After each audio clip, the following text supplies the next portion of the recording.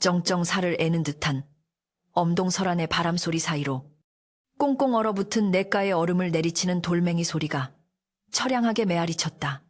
손가락 마디마디가 이미 동상으로 붉게 부어올라 터진 곳에서는 검붉은 피가 배어나와 하얀 얼음장 위로 뚝뚝 떨어지고 있었으나 여인은 그 고통조차 느끼지 못하는 듯 미친 사람처럼 얼음을 깨고 있었다. 살얼음이 깨지며 튀어오른 파편이 옥같이 고운 뺨을 스치고 지나가 생채기를 냈지만 서유는 거친 숨을 몰아쉬며 차가운 냇물에 언 손을 담갔다. 뼛속까지 파고드는 냉기에 온몸이 사시나무 떨듯 떨려왔고 낡아 빠진 무명 저고리 하나로는 칼날 같은 산바람을 막아내기에 역부족이었으나 그녀는 멈출 수 없었다. 당장 이 빨래를 마치지 못하면 호랑이보다 무서운 시어머니의 불호령이 떨어질 것이며 오늘 저녁 끼니조차 얻지 못할 것이라는 공포가 추위보다 더 끔찍하게 그녀를 옥죄고 있었기 때문이었다. 서윤의 눈에서 흐른 뜨거운 눈물이 차가운 볼을 타고 내려오다 턱끝에서 얼어붙어 버리는 실로 참혹하고도 비현실적인 광경이었다. 불과 반년 전까지만 해도 한양 땅에서 서대감댁의 귀한 외동딸이라 불리며 비단 금침 위에서 눈을 뜨고 산의 진미가 아니면 입에도 대지 않았던 그녀였다. 그런 서윤이 어찌하여 이 첩첩산 중 호랑이도 굶어 죽어 나간다는 찢어지게 가난한 선비의 집구석에서 얼음물을 깨고 있단 말인가. 그녀가 빨래 방망이를 들어 젖은 옷감을 내려칠 때마다 억울함과 원망이 서린 탄식이 하얀 입김이 되어 허공으로 흩어졌다. 아버지는 도대체 무슨 생각으로 자신을 이런 생지옥으로 밀어 넣으셨는지 그 의문은 서윤의 가슴 속에서 수천 번도 더 되뇌어진 질문이었으나 돌아오는 것은 침묵뿐인 겨울산의 메아리와 시린 손끝의 고통뿐이었다. 그녀가 빨래를 비비는 손길에는 단순히 때를 벗겨내려는 의지보다는 자신의 기구한 운명을 비틀어 짜내고 싶은 절박함이 서려 있었다. 기억은 야속하게도 그녀를 따스했던 지난날의 한양 저택으로 데려다 놓았다. 한양 제일의 거상이었던 서대감의 집은 언제나 전국 각지에서 올라온 진귀한 물건들과 손님들로 북적였고 서유는 그 풍요 속에서 꽃처럼 귀하게 자랐다. 홍기가 찼을 때 중매쟁이들이 문지방이 닳도록 드나들며 내로라 하는 세도가의 자재들을 거론했었다. 그러나 서윤의 아버지는 그 모든 좋은 혼처를 마다하고 어느 날 밤 서윤을 조용히 사랑방으로 불렀다. 묵향이 은은하게 감도는 방 안에서 아버지는 평소와 달리 엄숙하고도 비장한 표정으로 강원도 산골짜기에 사는 이름 없는 선비의 아들에게 시집을 가라고 명하였다.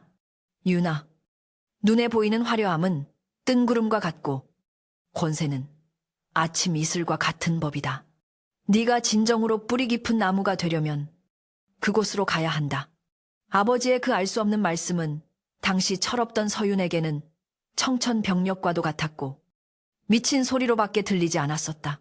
눈물로 밤을 지새우며 거부했지만 아버지의 뜻은 태산보다 확고하여 꺾을 수가 없었다. 결국 화려한 꽃가마 대신 초라한 가마에 몸을 싣고 며칠 밤낮을 덜컹거리며 도착한 곳은 기와집은커녕 당장이라도 무너질 듯한 초가삼간이었다. 담장은 허물어져 짐승들이 드나들 지경이었고 부엌 아궁이에는 온기라고는 찾아볼 수 없었다. 가마에서 내리던 날 서윤을 맞이한 것은 수줍음 많고 유약해 보이는 남편 경수와 도끼 어린 눈으로 위아래를 훑어보던 시어머니였다. 시어머니는 며느리의 고운 비단옷과 뽀얀 얼굴을 보자마자 혀를 차며 부잣집 귀한 딸년이 와서 우리 집 기둥뿌리나 뽑아먹지 않으면 다행이겠구나라고 비아냥거렸다. 그것이 지옥의 시작이었다. 서윤이 가져온 혼수는 시어머니의 탐욕스러운 소나귀에 들어가거나 빚쟁이들의 빚잔치에 쓰여 순식간에 사라졌고 남은 것은 가난과 노동뿐이었다. 다시 현실로 돌아온 서윤은 얼음물에 헹군 무명옷을 힘겹게 짜냈다. 손에 감각이 없어진 지 오래라. 자신이 옷을 짜고 있는 것인지 제 살을 비틀고 있는 것인지 분간이 가지 않았다. 그때였다. 저 멀리서 시어머니의 날카로운 고함 소리가 산자락을 타고 날아왔다. 아가 해가 중천에 떴는데 아직도 빨래터에서 노닥거리고 있는 게냐? 팽감도 해와야 하고 저녁 지을 보리도 마서야 하는데 귀하신 몸이라고 꾀병을 부리는 것이냐? 그 목소리는 마치 저승사자의 부름처럼 서윤의 등골을 서늘하게 만들었다. 서윤은 황급히 빨래 바구니를 챙겨 들고 일어서려 했다. 하지만 꽁꽁 언 얼음판은 그녀의 조급한 마음을 비웃기라도 하듯 미끄러운 표면으로 그녀의 발을 낚아챘다. 악외마디 비명과 함께 서윤은 무거운 빨래 바구니와 함께 꽝 하고 얼음판 위로 나뒹굴었다. 충격으로 눈앞이 캄캄해지고 엉덩이와 허리에 극심한 통증이 밀려왔다. 바구니에 담겨있던 젖은 옷가지들이 사방으로 흩어졌고 개울물에 다시 빠져 떠내려가려 했다. 서윤은 본능적으로 기어가 옷가지들을 건져내려 했지만 깨진 얼음 조각이 손바닥을 깊게 베고 지나갔다. 붉은 선혈이 투명한 냇물에 잉크처럼 번져나갔다. 그 순간 서윤은 흩어진 빨래들 사이에서 반짝이는 무언가를 보았다. 그것은 그녀가 시집올 때 아버지가 몰래 쥐어주셨던 작은 옷가락지였다. 정말 힘들 때, 도저히 견딜 수 없을 때 이것을 보거라. 아버지가 남긴 마지막 유품이자 그녀가 가진 유일한 희망의 끈이었다. 그 옷가락지가 옷가지 사이에서 빠져나와 냇물 속으로 또르르 굴러가고 있었다. 안 돼. 서윤은 고통도 잊은 채 냇물 속으로 손을 뻗었다. 차가운 물 속으로 팔을 깊숙이 집어넣어 바위 틈으로 사라지려는 옷가락지를 간신히 낚아챘다. 심장이 터질 듯이 뛰었다. 젖은 옷자락이 몸에 휘감겨 천근만근 무거웠지만 손 안에 꽉 쥐어진 차가운 옷가락지의 감촉만이 그녀가 살아있음을 증명하는 듯했다. 그녀는 물에 젖은 채 얼음판 위에 주저앉아 가락지를 가슴에 품고 오열했다. 하늘을 원망하고 부모를 원망하며 자신의 처지를 저주했다. 왜 나여야만 했는가? 왜 그 많은 여인들 중에 하필 내가 이런 고초를 겪어야만 하는가? 차라리 혀를 깨물고 죽는 것이 이 고통을 끝내는 길이 아닐까 하는 모진 생각이 머릿속을 스치고 지나갔다. 그러나 그때 품속의 옷가락지에서 미세한 온기가 느껴지는 듯한 착각이 들었다. 그리고 뇌리에 아버지의 목소리가 천둥처럼 울려 퍼졌다. 살아라. 살아남아서 증명해라. 네가 단순히 비단 옷에 감싸인 인형이 아니라 폭풍우 속에서도 꺾이지 않는 거목의 씨앗임을. 서윤은 입술을 깨물었다. 피맛이 비릿하게 입안에 퍼졌다. 죽는 것은 쉽다. 하지만 이렇게 비참하게 얼음판 위에서 동사하거나 시어머니의 구박에 말라 죽는 것은 한양의 서윤으로서 용납할 수 없는 자존심의 문제였다. 그녀는 떨리는 다리에 힘을 주어 일어섰다. 젖은 치맛자락에서 물이 뚝뚝 떨어져 얼음 위를 적셨지만 그녀의 눈빛만은 방금 전과 달리 서늘하게 빛나고 있었다. 서윤은 흩어진 빨래를 다시 바구니에 담았다. 손에서는 피가 흐르고 몸은 젖어 있었지만 그녀는 바구니를 머리에 이고 비틀거리며 둑방길을 올랐다. 멀리 초가집 굴뚝에서 희미한 연기가 피어오르고 있었다. 그것은 따뜻한 밥 짓는 연기가 아니라 겨우 불씨만 살려놓은 가난의 냄새였다.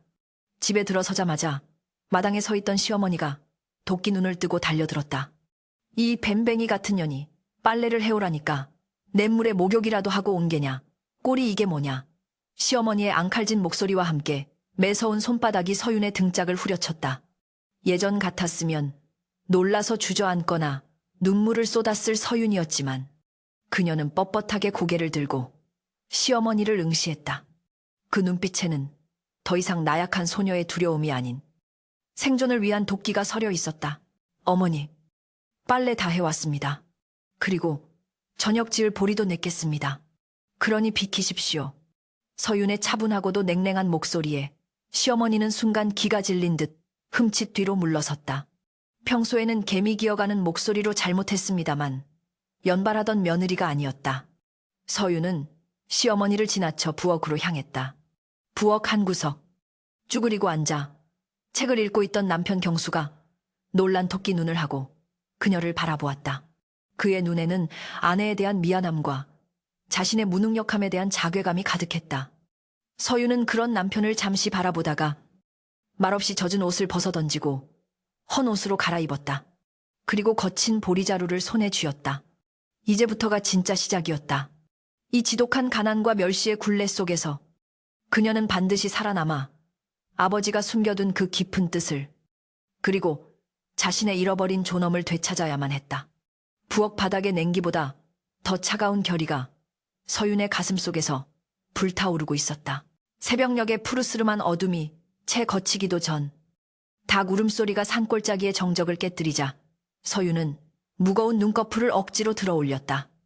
지난밤 터진 손등에 된장을 바르고 끙끙 앓다가 겨우 잠이 들었건만 야속한 아침은 어김없이 찾아와 그녀의 고단한 육신을 흔들어 깨웠다. 찬바람이 숭숭 들어오는 문풍지 너머로 시어머니의 밭은 기침 소리가 들려오자 서유는 화들짝 놀라 이불을 박차고 일어났으나 어제 얼음판에서 넘어진 허리와 엉덩이가 비명을 지르듯 욱신거려 입술을 악물어야 했다. 그녀가 누웠던 자리는 냉골이나 다름없었고 부엌으로 나가는 발걸음마다 마루장이 삐걱거리며 그녀의 비참한 신세를 대변하는 듯 울어댔다. 서유는 부엌 아궁이 앞에 쭈그리고 앉아 불씨를 살리기 위해 솔갈비를 밀어넣고 입으로 후후 불었는데 매캐한 연기가 눈과 코를 찔러 눈물이 핑 돌았으나 닦을 새도 없이 솥에 물을 부어야 했다. 한양 저택에서는 하인들이 차려오는 새순물로 얼굴을 씻고 따뜻한 차 한 잔으로 아침을 시작했으나 이곳에서는 그 모든 것이 사치스러운 꿈만 같았다. 보리쌀을 씻는 서윤의 손길은 더 이상 곱지 않았고 거친 물살에 트고 갈라져 마치 늙은 나무 껍질처럼 변해버린 지 오래였다. 쌀독을 긁어보아도 나오는 것은 검은 보리뿐이었고 그마저도 바닥을 드러내고 있어 그녀의 한숨은 깊어만 갔다. 서방님 밥그릇에는 쌀알이 좀 보이게 담고 어머니 상에는 숭늉이라도 넉넉히 올려야 할 텐데. 서유는 혼잣말을 삼키며 솥뚜껑을 닫았다. 밥이 끓는 동안 그녀는 마당으로 나가 우물물을 길어 올렸는데 물동이의 무게가 어깨를 짓눌러 비틀거릴 때마다 시어머니의 날카로운 눈초리가 등 뒤에서 꽂히는 듯한 환영에 시달렸다. 부엌으로 돌아와 밥상을 차리는데 반찬이라고는 시어빠진 김치, 한 보시기와 간장이 전부였으니 이것이 과연 사람의 밥상인지 소 여물통인지 분간이 가지 않을 지경이었다. 그럼에도 불구하고 서유는 정성을 다해 수저를 놓았고 떨리는 마음으로 안방문을 열고 밥상을 들여밀었다. 애구머니나 이게 밥이라고 지어온 게냐. 보리알이 살아서 밭으로 도망가겠구나. 밥상을 받자마자 시어머니의 불호령이 떨어졌고 숟가락이 밥상 위를 내리치는 소리가 요란하게 울렸다. 시어머니는 며느리의 정성 따위는 안중에도 없다는 듯 밥그릇을 밀쳐내며 독서를 퍼부었다. 부잣집에서 귀하게 자라 손에 물 한 방울 안 묻혀봤으니 밥 짓는 법인들 알겠느냐. 내 팔자에 무슨 호강을 누리겠다고 저런 곰 같은 며느리를 들였는지. 아이고, 내 팔자야. 서유는 고개를 푹 숙인 채 죄인처럼 서 있어야 했고 남편 경수는 어머니와 아내 사이에서 안절부절 못하며 숟가락만 만지작거렸다. 경수는 서윤에게 미안한 눈빛을 보냈으나 어머니의 기세에 눌려 어머니, 밥이 잘 되었는데요. 라고 기어들어가는 목소리로 변명할 뿐 더 이상 아내를 감싸주지 못했다. 서유는 그런 남편이 원망스럽기보다는 차라리 측은하게 느껴졌으니 이 집안의 가장이면서도 제 목소리 하나 내지 못하는 그 유약함이 뼈저리게 다가왔기 때문이었다. 식사가 끝난 후 서윤에게 돌아온 것은 식구들이 남긴 누룽지와 김치 국물뿐이었고 그녀는 부엌 한 구석에 쪼그리고 앉아 그것으로 허기를 채워야 했다.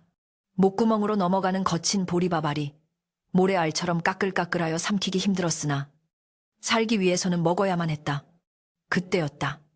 시어머니가 부엌문 벌컥 열고 들어오더니 서윤이 입고 있던 색팔엔 비단 치마를 가리키며 소리를 질렀다. 아직도 그 꼴을 하고 있느냐. 여기가 무슨 기방인 줄 아느냐.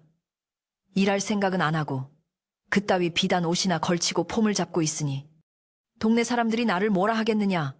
시어머니는 다짜고짜 서윤의 치맛자락을 잡아채더니 우악스럽게 잡아당겼다. 찌익 하는 소리와 함께 서윤이 한양에서 가져온 마지막 자존심과도 같았던 비단 치마가 찢겨나갔다. 서윤은 비명도 지르지 못한 채 멍하니 찢어진 치마를 바라보았다. 그것은 단순한 옷감이 아니라 그녀의 과거와 현재를 이어주던 유일한 끈이었기에 충격은 이루 말할 수 없었다. 시어머니는 찢어진 치마를 바닥에 내동댕이 치고는 흙투성이가 된 무명옷 한 벌을 던져주었다. 이거나 입어라. 밭에 나가서 일하려면 이런 옷이 제격이다. 내년이 귀신씨나라 까먹는 소리나 하고 앉아있을 때가 아니야. 서유는 바닥에 떨어진 비단 조각을 주워들지 않았다. 대신 시어머니가 던져준 거친 무명옷을 집어들었다. 옷감은 뻣뻣하고 냄새가 났지만 서윤의 눈빛은 차갑게 가라앉아 있었다. 그녀는 부엌 구석에서 옷을 갈아입으며 마음속으로 수백 번 다짐했다. 그래, 이제 서윤아 씨는 죽었다. 이곳에는 오직 살아남아야 하는 독한 며느리만 있을 뿐이다. 그녀가 무명 저고리에 고름을 매는 순간 그녀의 표정은 한층 더 단단해져 있었다. 찢어진 비단 치마는 아궁이 불쏘시개로 던져버렸다. 타오르는 불길 속에서 화려했던 과거가 재가 되어 사라지는 것을 보며 서유는 눈물 한 방울 흘리지 않았다. 밭으로 나가는 길은 험난하기 그지없었다. 꽁꽁 언 땅을 호미로 파고 돌을 골라내는 일은 장정에게도 힘겨운 노동이었으나 서유는 묵묵히 호미질을 해댔다. 손바닥에는 이미 물집이 잡히고 터져 피가 맺혔지만 그녀는 멈추지 않았다. 바람이 불 때마다 무명옷 사이로 냉기가 파고들어 살을 베는 듯 했으나 그녀는 이빨을 딱딱 부딪히면서도 밭고랑을 기어갔다. 지나가던 마을 안악들이 혀를 차며 수군거렸다. 즉시 저 집 며느리 꼴 좀 보게. 한양서 왔다더니 며칠 못 가서 도망가겠구먼. 그들의 비웃음 섞인 말이 비수처럼 날아와 꽂혔지만 서유는 고개를 들지 않고 땅만 파고들었다. 지금 그녀에게 필요한 것은 남들의 동정이 아니라 당장 저녁에 먹을 나물뿌리 하나라도 더 캐는 것이었기 때문이다.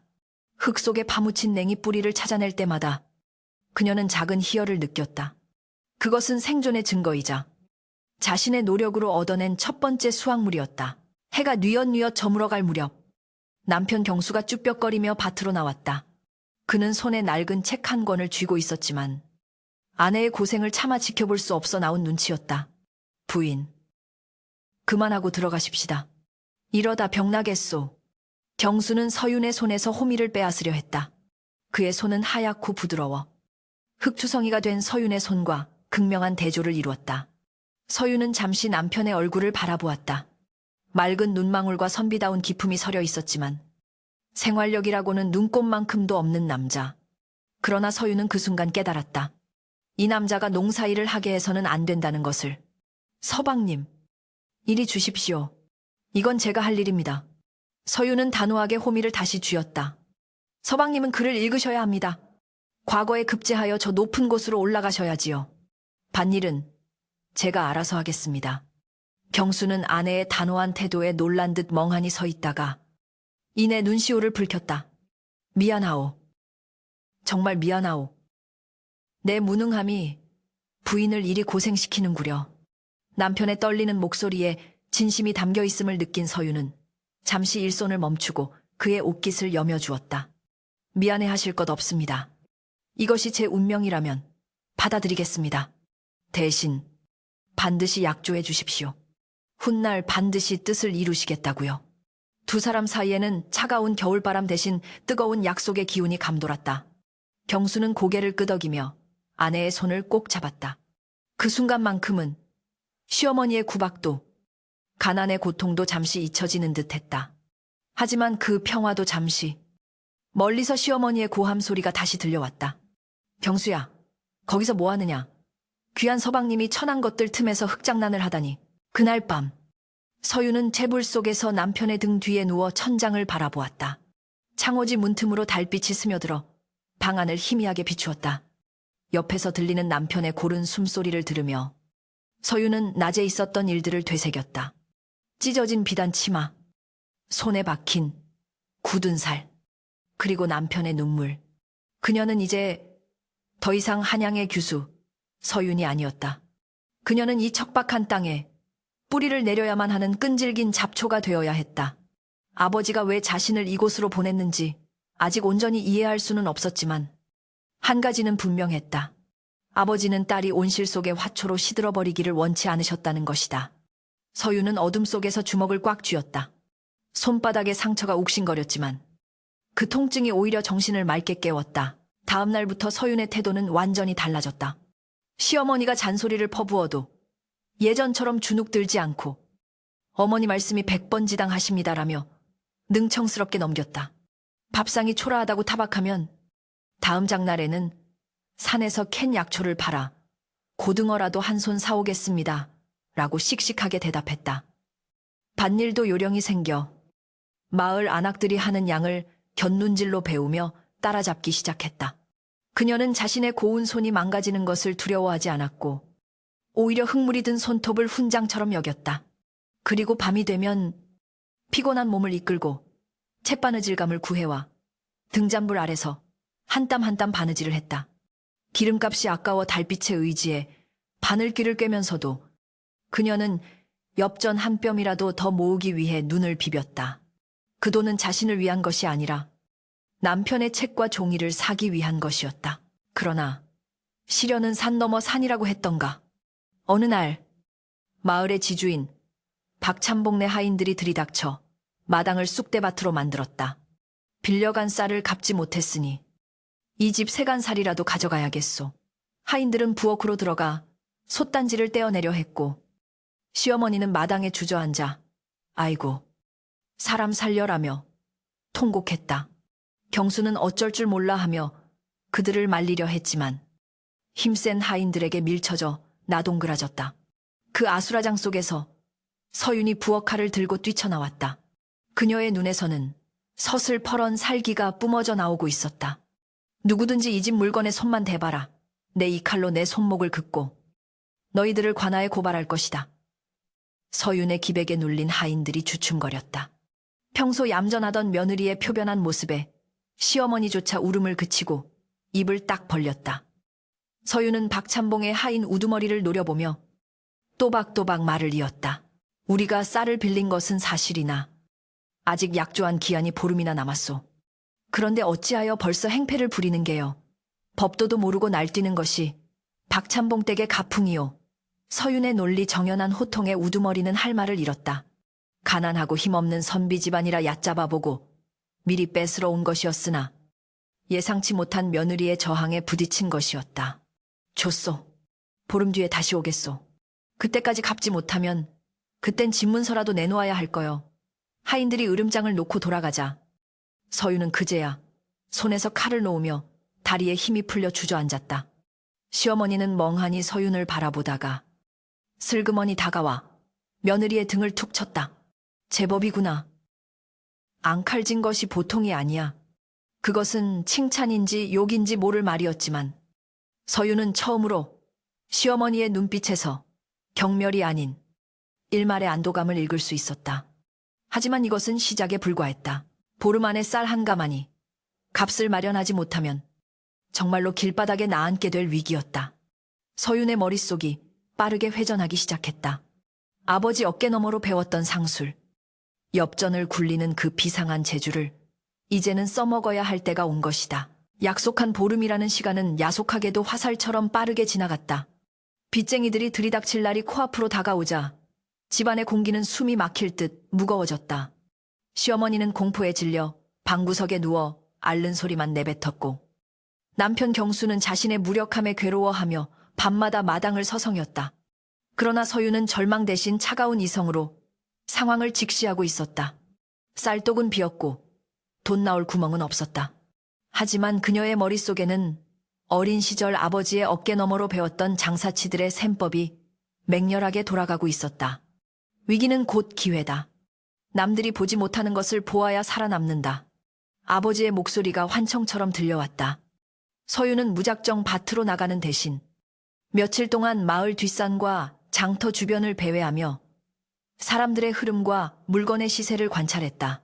그녀의 눈은 더 이상 얌전한 규수의 것이 아니라 먹잇감을 노리는 매의 눈처럼 예리하게 빛나고 있었다. 그녀가 주목한 것은 마을 사람들이 흔하게 여기며 발로 걷어차는 통과 산수유였다. 겨울산의 지천으로 널린 탐뿌리는 그저 구황 작물로만 여겨졌고 산수유 열매는 제대로 갈무리하지 못해 헐값에 넘겨지거나 버려지고 있었다. 서윤은 무릎을 탁 쳤다. 한양의 귀부인들은 피부 미용과 건강을 위해 질 좋은 갈분, 법전분과 산수유차를 구하지 못해 안달이 나 있었지. 이곳 사람들은 그 가치를 모르고 있었으나 한양의 유행을 꿰뚫고 있는 서윤에게는 그것이 흙 속에 묻힌 황금이나 다름없었다. 그녀는 즉시 경수와 함께 산으로 올라가 미친 듯이 틀을 캐고 산수유를 모았다. 손톱이 깨지고 흙투성이가 되었지만 서윤은 멈추지 않았다. 밤을 새워 톤을 투너 고운 전분을 내고 산수유는 씨를 빼고 정성스레 말려 부쉈다. 단순한 농산물이 아니라 한양의 양반가에서도 통할 법한 최고급 상품으로 가공해낸 것이다. 대망의 장날. 서유는 남편 경수에게 지게를 지게 하고 장터로 나섰다. 그러나 그녀는 마을 사람들이 모여있는 좌판으로 가지 않았다. 대신 한양으로 가는 길목에 위치한 거상들이 묵어가는 큰 주막 앞으로 향했다. 부인, 이곳은 장터가 아니지 않소. 여기서 누가 물건을 사겠소? 경수가 불안한 듯 물었으나 서유는 단호했다. 물건은 필요한 사람에게 팔아야 제값을 받는 법입니다. 촌부들에게 이것은 흔한 먹거리일 뿐이지만 한양 상인들에게는 귀한 약재입니다. 서유는 주막마당 한켠에 자리를 잡고 깨끗한 하얀 천 위에 갈분과 산수유를 보기 좋게 진열했다. 그리고 품속에서 꺼낸 자수로 놓은 덮개를 살포시 덮어두었다. 그것은 상품의 격을 한순간에 높여주는 영리한 포장이었다. 얼마 지나지 않아 비단 옷을 입은 행수기질의 사내가 주막에서 나오다 서윤의 좌판을 곁눈질했다. 서윤은 그 찰나를 놓치지 않고 고개를 숙여 예를 갖추며 우아하고 기품 있는 목소리로 말했다. 나리, 한양으로 가시는 길입니까? 긴 여독을 풀어주고 기력을 보해줄 귀한 산수유가 여기 있습니다. 궁중의 여인들이 즐겨 찾는다는 최상급 갈분도 있사옵니다. 사내의 발걸음이 멈췄다. 시골 안하게 행색을 하고 있으나 말투와 자태에서 흘러나오는 기품은 예사롭지 않았다. 사내는 흥미롭다는 듯 다가와 물건을 살폈다. 허, 때깔이 곱구나. 이 산골에 이런 솜씨를 가진 이가 있다니. 그래, 값은 얼마나 생각하느냐. 사내의 질문에 경수는 긴장하여 침을 꼴깍 삼켰다. 서유는 당당하게 사내의 눈을 똑바로 바라보며 말했다. 은전 5냥입니다. 옆에 있던 경수가 기겁하며 헛바람을 들이켰다. 쌀 한 가마니도 사기 힘든 이 물건들에 은전 5냥이라니 터무니없는 가격이라 생각했기 때문이다. 사내 역시 어이없다는 듯 헛웃음을 지었다. 이보시오. 아무리 물건이 좋다 한들 그건 폭리요. 엽전 몇 구럼이면 족할 것을. 그러나 서유는 물러서지 않았다. 나리께서 이것을 한양의 약재상에 넘기신다면 적어도 은전 10냥은 받으실 것입니다. 제가 만든 이 갈분의 고운 입자와 산수유의 빛깔을 보십시오. 이것은 단순한 먹거리가 아니라 정성입니다. 나리의 안목을 믿겠습니다. 서윤의 목소리에는 확신이 차 있었다. 그것은 단순한 흥정이 아니라 상인 대상인으로서의 기싸움이었다. 사내는 잠시 서윤을 뚫어지게 쳐다보더니 이내 호탕하게 웃음을 터뜨렸다. 하하하, 맹랑하구나. 내 장사. 인생 10수년에 이런 당차고 눈 밝은 여인은 처음 본다. 좋다. 내가 사지. 사내는 주머니에서 은전 5냥을 꺼내 서윤의 손에 쥐어주었다. 그리고 명함 하나를 건네며 덧붙였다. 앞으로도 이런 물건이 있거든. 언제든 내가 묵는 객주로 가져오너라. 전량 매입하겠다. 거래는 성사되었다. 서윤이 받아든 은전은 묵직하고 차가웠으나 그녀의 가슴은 뜨겁게 달아올랐다. 옆에서 지켜보던 경수는 믿기지 않는다는 표정으로 입을 다물지 못했다. 아내는 단순히 대바느질이나 하는 여인이 아니었다. 그녀는 위기를 기회로 바꾸는 비범한 능력을 지니고 있었다. 집으로 돌아오는 길, 서유는 쌀가게에 들러 쌀 2가마니와 고기를 샀다. 그리고 남은 돈은 깊숙이 품에 갈무리했다. 집에 도착하자 마침 박찬봉의 하인들이 약속한 날이라며 대문을 박차고 들어와 행패를 부리고 있었다. 시어머니는 마당에 주저앉아 대성통곡을 하고 있었고 집안 꼴은 말이 아니었다. 이놈들 쌀을 못 갚으면 문서라도 내놓으라니까. 하인들이 경수의 서책을 집어 던지려는 순간 서윤이 대문 앞으로 나서며 소리쳤다. 그 더러운 손 치우거라.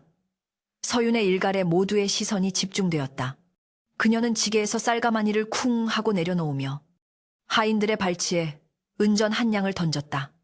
여기 빌린 쌀과 이자까지 넉넉히 쳐서 가져왔다. 그리고 이건 내 남편의 책에 손을 댄 위자료로 삭감할 테니 당장 이 쌀을 싣고 꺼지거라. 하인들은 멍하니 쌀가마니와 은전을 바라보다가 서윤의 서슬퍼런 기세에 눌려 꼬리를 내리고 물러갔다. 마당에는 정적이 감돌았다. 시어머니는 눈물 젖은 얼굴로 며느리를 올려다보았고 그 눈빛에는 처음으로 경이로움과 두려움이 섞여 있었다. 서유는 시어머니를 일으켜 세우며 말했다. 어머니, 이제 빚은 갚았습니다. 그리고 당분간 먹을 양식도 마련했습니다. 그러니 이제 마음 놓으십시오. 시어머니는 며느리의 손을 잡고 말을 잇지 못했다. 아가, 네가 우리 집을 살렸구나. 그날 저녁, 오랜만에 기름진 쌀밥과 고기국, 냄새가 초가집을 가득 채웠다. 웃음꽃이 피어날 법도 했지만 서윤의 표정은 비장했다. 그녀에게는 아직 더 큰 계획이 남아 있었다. 밤이 깊어지자 서윤은 경수를 방으로 불렀다. 그리고 품속에 남겨두었던 은전 넉넉량을 꺼내 남편 앞에 놓았다. 서방님, 서윤의 목소리는 낮고 단호했다. 이 돈은 쌀을 사고 남은 것입니다. 이것을 가지고 한양으로 가십시오. 경수는 화들짝 놀라 손사래를 쳤다. 그게 무슨 말이오? 부인을 두고 나 혼자 한양으로 가라니. 그리고 이 돈은 부인이 피땀 흘려 번 돈이 아니오. 서윤은 남편의 손을 꼭 잡았다. 그녀의 손은 거칠었지만 따뜻했다. 이곳에서 밭이나 갈며 썩기에 서방님의 재주는 너무나 아깝습니다. 저는 압니다. 서방님이 밤마다 몰래 책을 읽으며 세상을 경륜할 꿈을 꾸고 계신다는 것을요. 서윤의 눈에 물기가 어렸다. 저를 위해서, 그리고 돌아가신 아버님의 뜻을 위해서라도 과거에 급제하여 금에 환향해 주십시오. 집안일은 제가 목숨을 걸고 건사하겠습니다. 경수는 아내의 깊은 뜻과 희생에 가슴이 미어지는 듯했다. 그는 서윤을 와락 끌어안고 오열했다. 부인, 내 반드시 장원급제하여 부인을 가마에 태우고 호강시켜 주리다. 내 목숨을 걸고 맹세하오. 서윤은 남편의 품에 안겨 조용히 눈물을 흘렸다. 그것은 슬픔의 눈물이 아니라 새로운 희망을 향한 결의의 눈물이었다. 다음 날 새벽, 서윤은 정성껏 싼 괴나리 보찜을 남편의 어깨에 메어주었다. 동구 밖까지 배웅을 나간 서윤은 남편의 뒷모습이 보이지 않을 때까지 자리를 지켰다. 찬바람이 불어와 옷깃을 여미게 했지만 그녀의 가슴 속에는 뜨거운 불덩이가 자리 잡고 있었다. 이제 그녀는 홀로 이 집을 지키며 더 큰 시련과 맞서 싸워야 했다. 남편이 떠난 후 서윤의 생활은 더욱 치열해졌다. 그녀는 단순히 농사만 짓지 않았다. 장터에서 만났던 객주 행수와의 인연을 이어가며 마을 안악들을 모아 산나물을 캐고 배를 짜게 하여 조직적으로 물건을 납품하기 시작했다. 처음에는 반신반의하던 마을 사람들도 서윤의 탁월한 수완과 공정한 분배에 감복하여 그녀를 따르기 시작했다. 서윤 아씨 말만 들으면 쌀이 생긴다는 소문이 돌 정도였다. 시어머니 또한 며느리의 능력에 감복하여 이제는 잔소리 대신 집안 살림을 도맡으며 서윤의 손과 발이 되어 주었다. 가난했던 초가집에는 점차 살림살이가 늘어났고 서윤의 얼굴에도 여유가 깃들기 시작했다. 그러나 호사다마라고 했던가. 남편이 떠난 지 꼬박 이태가 지나도록 소식 한 장 없던 어느 날 한양에서 흉흉한 소문이 바람을 타고 들려왔다. 과거 시험장에 부정이 개입되어 시험이 취소되고 선비들이 옥에 갇혔다는 소문이었다. 그리고 그 명단에 이경수라는 이름이 있다는 청천벽력 같은 소식이 전해졌다. 마을 사람들은 수군거리기 시작했다. 저 집 며느리가 저렇게 악착같이 뒷바라지했는데 남편은 역적으로 몰려 죽게 생겼네 그려. 서윤은 밭에서 일을 하다 그 소식을 듣고 그 자리에 얼어붙었다. 손에 들고 있던 호미가 툭 하고 떨어졌다. 하늘이 무너져 내리는 듯한 절망감이 덮쳐왔지만 서윤은 입술을 깨물어 피를 내며 정신을 다잡았다. 아니야. 그럴 리가 없어. 내 서방님은 그럴 뿐이 아니야. 그녀는 흔들리는 눈빛을 애써 감추며 북쪽 하늘을 노려보았다. 이제 그녀가 직접 나서야 할 때가 온 것일까? 서윤의 눈 속에서 다시 한번 거세 불길이 타오르기 시작했다. 불길한 소문은 삽시간에 산골 마을을 집어삼켰다. 역적의 아내가 여기 숨어 산다는 흉흉한 말들이 꼬리에 꼬리를 물고 퍼져나갔고 그 중심에는 서윤이 피땀 흘려 일군 작은 산수유 작업장이 있었다. 마을 사람들은 어제까지만 해도 서윤을 복덩이라 칭송했으나 역적이라는 단어가 주는 서슬, 퍼런 공포 앞에서는 모두 입을 다물고 뒷걸음질 쳤다. 그 틈을 타 기회를 엿보던 박찬봉이 다시금 이빨을 드러냈다. 이번에는 단순히 빚을 받으러 온 것이 아니었다. 그는 관아의 포졸들까지 대동하고 나타나 서윤의 집 대문을 으스러지도록 두들겼다. 이리 오너라. 역적의 가소를 잡아들여라. 박찬봉의 고함 소리가 천둥처럼 울리자 시어머니는 공포에 질려 실신 직전이었고 서윤은 부들부들 떨리는 손으로 옷매무새를 다듬으며 마당으로 나섰다. 그녀의 얼굴은 백지장처럼 하얗게 질려 있었으나 눈빛만은 꺼지지 않는 불꽃처럼 타오르고 있었다. 무슨 행패입니까? 내 지아비는 아직 죄인으로 판결나지 않았습니다. 어찌 근거 없는 낭설만 믿고 남의 집을 유린한단 말입니까? 서윤이 대청마루에 서서 호통을 쳤으나 박찬봉은 비열한 웃음을 흘리며 포졸들에게 눈짓을 했다. 허허. 이 여자가 아직도 상황 파악이 안 되는 모양이구먼. 한양에서 영모가 발각되어 줄초상이 났다는 소식을 못 들었느냐? 내 서방놈이 그 주동자들과 어울렸다는데 네가 온전할 줄 알았더냐? 여봐라. 당장 전현을 포박하고 집안의 모든 재물을 압수하라. 박찬봉의 말이 떨어지기가 무섭게 포졸들이 들이닥쳐 서윤의 양팔을 거칠게 꺾어 결박했다. 안 됩니다. 이건 모략입니다. 서윤이 비명을 지르며 저항했으나 장정들의 완력을 당해낼 수는 없었다. 그녀가 애지중지 모아둔 산수유 항아리들이 마당에 내동댕이 쳐져 산산조각이 났고 귀한 갈분 가루가 흙바닥에 흩날렸다. 그것은 서윤의 피와 땀, 그리고 남편을 향한 희망이 짓밟히는 처참한 광경이었다. 이놈들아, 하늘이 무섭지도 않으냐. 서윤은 흙바닥에 무릎이 꿇린 채 피를 토하듯 절규했다. 박찬봉이 다가와 서윤의 턱을 거칠게 치켜 올리며 빈정거렸다. 하늘 내 눈앞에 있는 이 재물들이 바로 하늘이다. 너 같은 역적의 딸려니 주제넘게 장사를 하여 돈을 모으다니.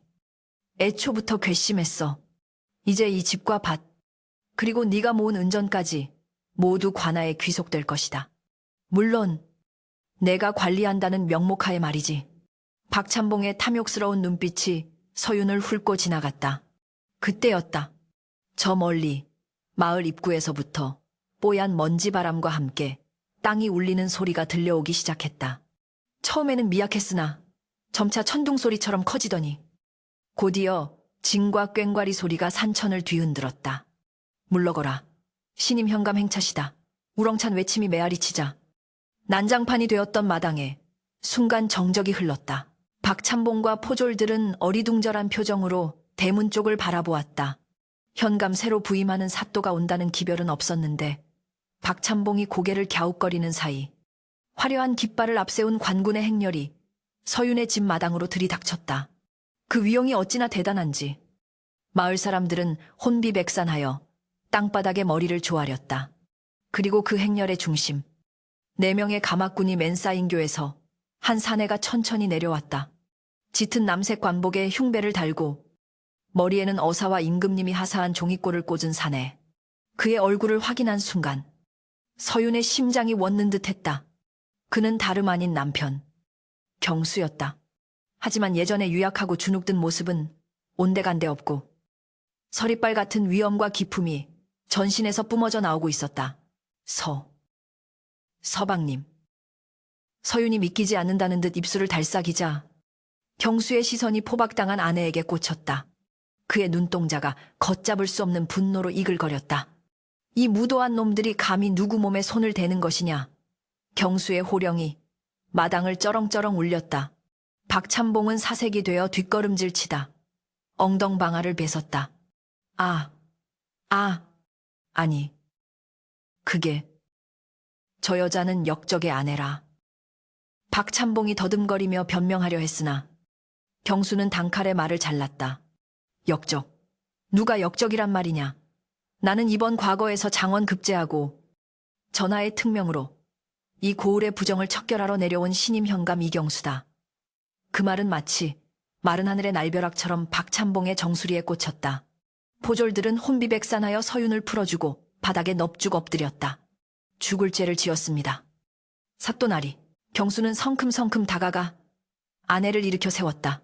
흙투성이가 된 서윤의 얼굴을 어루만지는 그의 손이 파르르 떨렸다. 부인, 내 너무 늦었소. 이 못난 지아비를 용서하시오. 경수의 눈에서 뜨거운 눈물이 흘러내려 서윤의 볼에 닿았다. 서윤은 그제야 긴장이 풀리며 다리에 힘이 풀려 주저앉으려 했으나 경수가 단단히 부축해 주었다. 서방님, 정말 장원을 하신 것입니까? 역적이 아니고요. 서윤이 떨리는 목소리로 묻자 경수는 고개를 끄덕이며 품속에서 교지 임명장을 꺼내 보였다. 다 부인의 덕분이요. 부인이 마련해준 그 돈과 부인이 보여준 그 기계가 나를 살렸소. 두 사람은 서로를 끌어안고 오열했다. 그것은 지난 2년간의 모진 서름과 고통을 씻어내리는 벅찬 해후였다. 감동의 순간도 잠시. 경수는 다시 차가운 표정으로 박찬봉을 내려다보았다. 박가, 듣거라. 너는 그동안 양민을 수탈하고 고리대로 백성의 고혈을 빨아먹었으며 이제는 관아의 이름을 사칭하여 무고한 사람을 해하려 했다. 내 죄를 네가 알렸다. 경수의 추상 같은 신문에 박찬봉은 이 말을 땅에 댔으며 살려달라고 빌었다. 아이고 사또나리, 한 번만 살려주십시오. 제가 눈이 멀어 그랬습니다. 그러나 경수는 단호했다. 여봐라, 이자를 당장 하옥하고 그동안 불법으로 착취한 재물을 모두 몰수하여 백성들에게 돌려주라. 그리고 곤장 100대를 쳐서 법의 엄중함을 보여라. 관군들이 박찬봉을 질질 끌고 나가자 담 너머에서 지켜보던 마을 사람들이 만세 사또, 만세를 외치며 환호했다. 10년 묵은 체증이 내려가는 듯한 통쾌한 순간이었다. 시어머니는 멍하니 아들을 바라보다가 내 아들이 사또가 되었다. 우리 경수가 장원을 했다며 덩실덩실 춤을 추기 시작했다. 그날 밤 서윤의 집은 축제 분위기였다. 마을 사람들이 횃불을 들고 찾아와 축하 인사를 건넸고 시어머니는 기쁨에 겨워 동네방네 자랑을 하러 다녔다. 소란이 잦아들고 밤이 깊었을 때 경수는 서윤을 조용한 방으로 불렀다.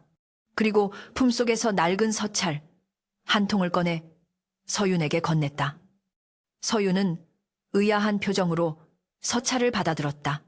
봉투에는 낯익은 필체로 사랑하는 딸 서윤에게라고 적혀 있었다. 아버지의 글씨였다. 서방님, 이것이 무엇입니까? 서윤의 손이 떨려왔다. 경수는 침통한 표정으로 입을 열었다. 부인, 놀라지 말고 들으시오. 장인어른께서는 이미 2년 전에 돌아가셨소. 네. 서윤은 자신의 귀를 의심했다. 하늘이 무너지는 듯한 충격에 숨을 쉴 수가 없었다. 경수는 눈물을 글썽이며 말을 이었다. 내가 한양에 올라갔을 때 장인어른의 부고를 먼저 접했소.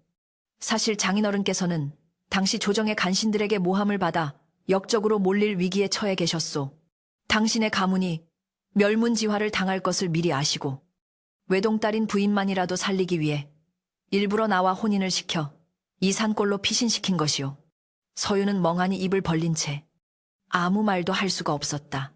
아버지가 자신을 버린 것이 아니라 살리기 위해 생사를 도려내는 심정으로 떠나보냈다는 진실이 가슴을 후벼 팠다. 부잣집 귀한 딸이 갑자기 가난한 집으로 시집오면 눈에 띄지 않을 것이고 내가 부인을 지켜줄 것이라 믿으셨던 거요. 서윤은 떨리는 손으로 서찰을 뜯었다. 윤아, 이 아비가 너에게 해줄 수 있는 마지막 선물이 가난과 시련이라 미안하구나. 하지만 나는 네가 온실 속의 화초가 아니라 비바람을 견디는 거목으로 자라길 바랐다. 네가 가진 옷가락지 안에는 우리 가문의 비밀 장부가 들어있다. 그것은 간신들의 비리를 밝힐 증좌다. 훗날 네 남편이 뜻을 이루거든 이것을 전해다오. 서윤은 옷가락지를 꺼내어 불빛에 비추어 보았다. 가락지 안쪽에 아주 미세하게 글자들이 새겨져 있는 것이 보였다.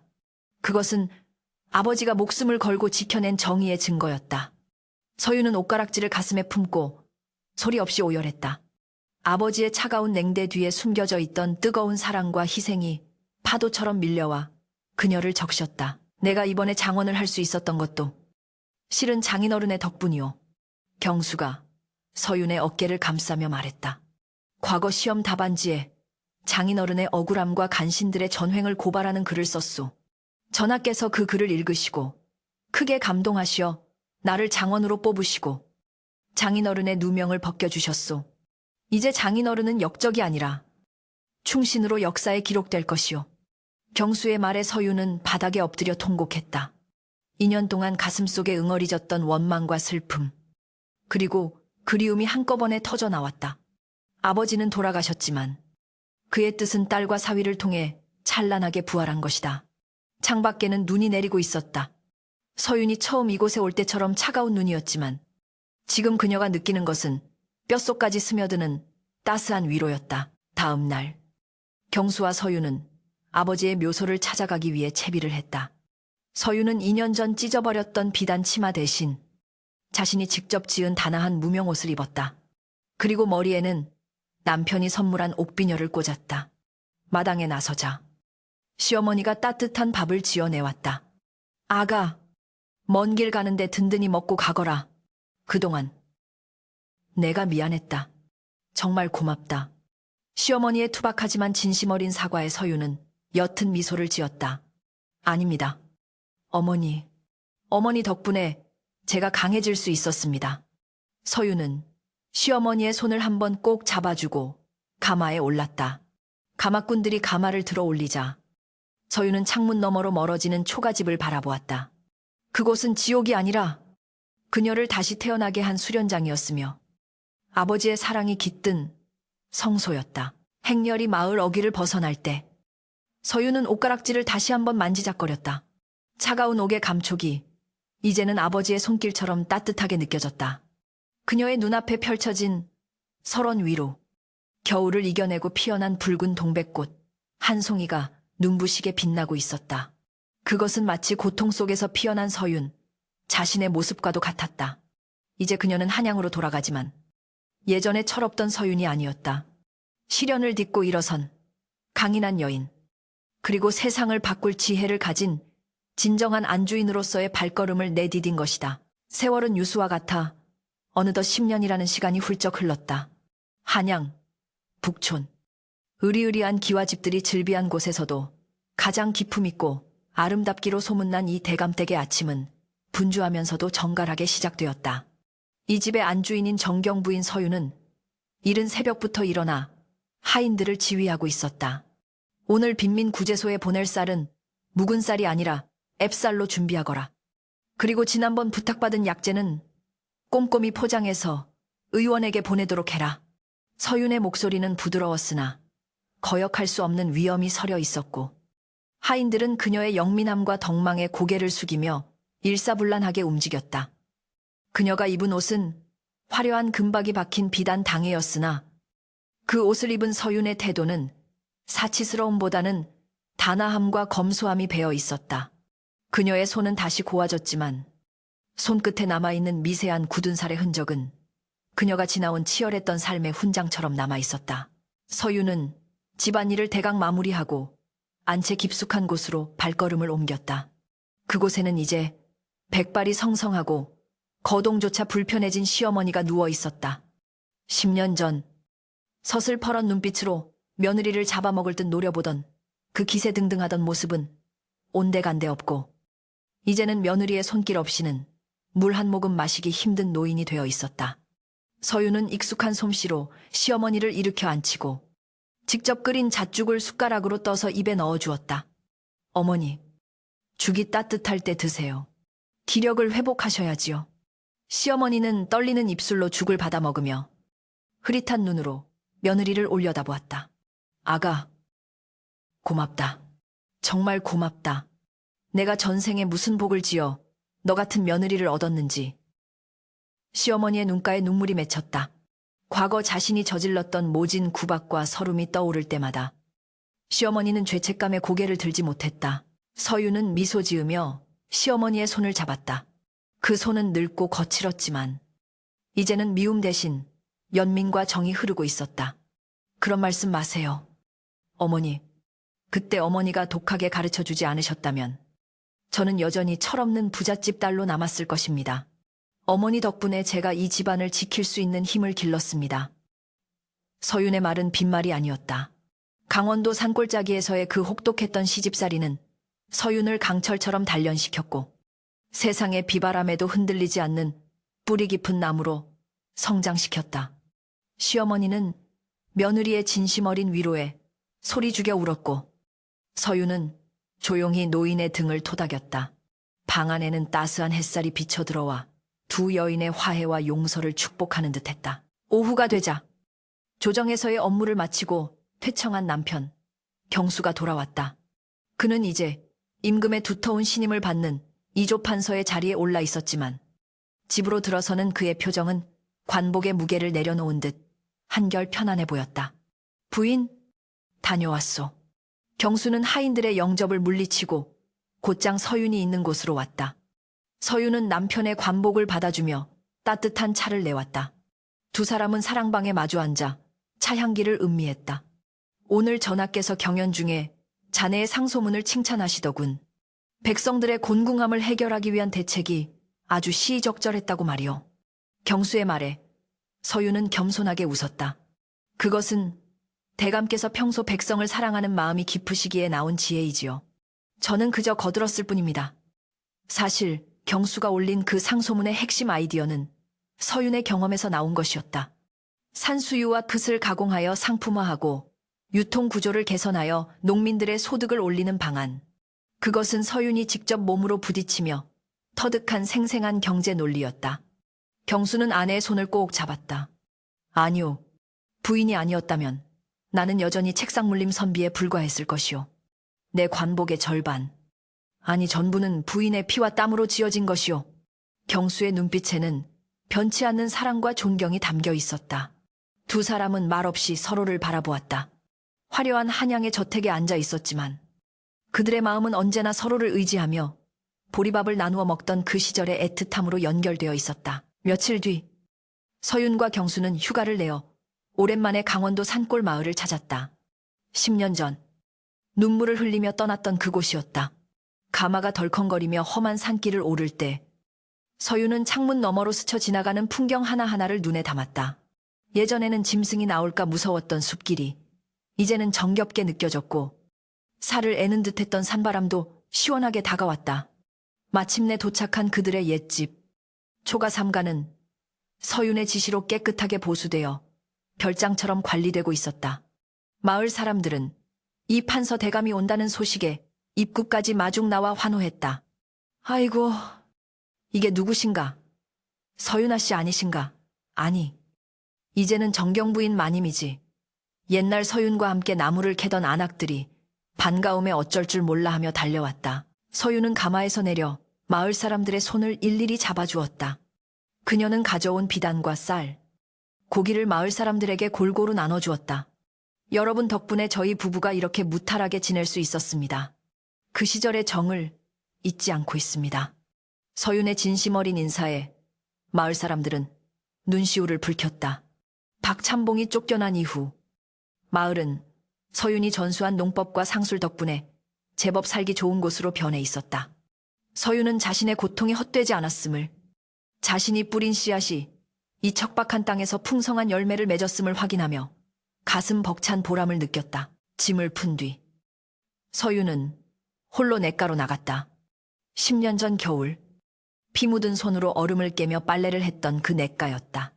지금은 봄 기운이 완연하여 얼음은 녹고 맑은 물이 졸졸 흐르고 있었지만 서윤의 눈에는 그날의 참혹했던 풍경이 겹쳐 보였다. 그녀는 쭈그리고 앉아 차가운 냇물에 손을 담갔다. 물살이 손가락 사이를 간지럽히며 흘러갔다. 그때 냇물 속에 비친 자신의 얼굴 옆으로 아버지의 환영이 어른거리는 듯했다. 서윤은 품속에서 옷가락지를 꺼내어 햇살에 비추어 보았다. 영롱하게 빛나는 옷가락지 안에는 여전히 아버지의 유언과도 같은 가르침이 서려 있었다. 아버님, 이제야 알겠습니다. 아버님께서 저를 왜 이곳으로 보내셨는지요. 서윤은 마음속으로 아버지와 대화를 나누었다. 아버지는 딸에게 부와 명예를 물려주는 대신 그것을 잃었을 때조차 다시 일어설 수 있는 생존의 힘과 사람을 귀하게 여기는 마음을 유산으로 남겨주신 것이었다.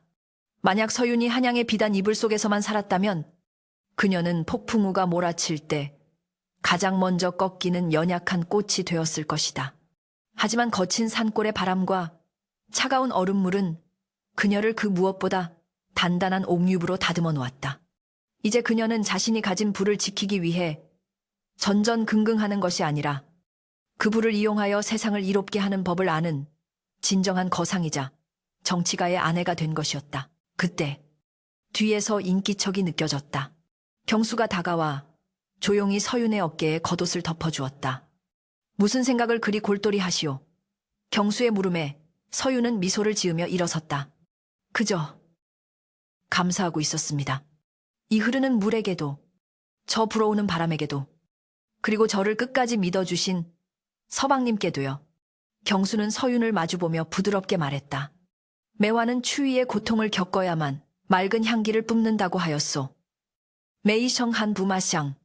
부인은 내 인생에 있어 가장 향기롭고 아름다운 매화요. 서윤의 볼이 수줍게 붉어졌다. 두 사람은 나란히 서서 흐르는 냇물을 바라보았다.